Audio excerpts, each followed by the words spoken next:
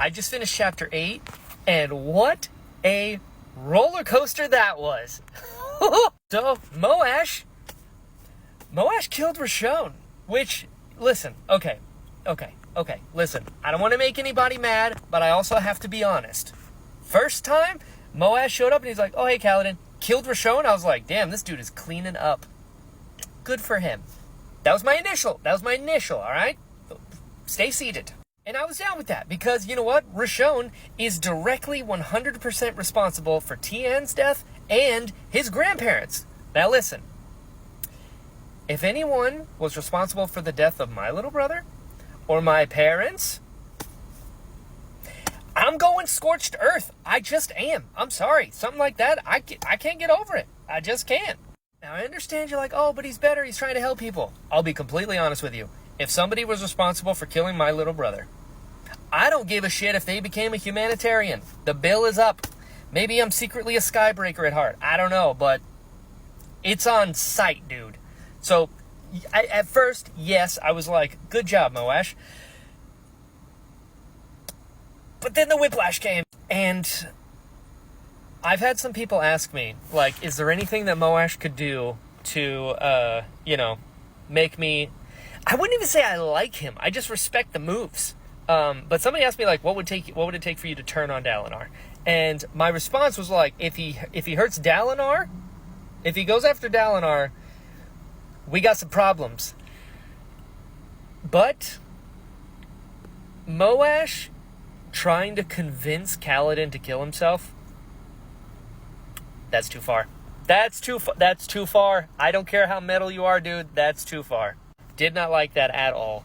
And at first I was like, whoa, does he actually, like, is that Moash there? And he actually cares about Kaladin? And he's like, hey, listen, this is justice for Tien, right? So that was my initial thought. Because he was making a little bit of sense there. But when he started talking about telling Cal to just end it for himself, I was like, oh, no, I take it back. Never mind. This is too much. Not good. But it made me think, like, yeah, like, is that Moash talking? Or is it Odium talking through Moash? Because he even said, give me your pain. Which is what Odium says to everybody to kind of, like, take control. So, is Moash just, like, a pawn in this? In the same way that, like, the Blackthorn was? Maybe? I don't know.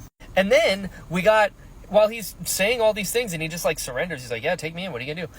Then we get this flash of light and then we see this, like, alternate version of Moash where he's like in the Kholin blue and he's protecting people and he's like a full-on radiant, and then he's like and starts slashing and stuff, and then Renarin runs in the room. Did Renarin do that? Like, can Renarin, like, give people visions of alternate futures? Is that a thing he can do? Because if so, well done. That was good, dude. That was good.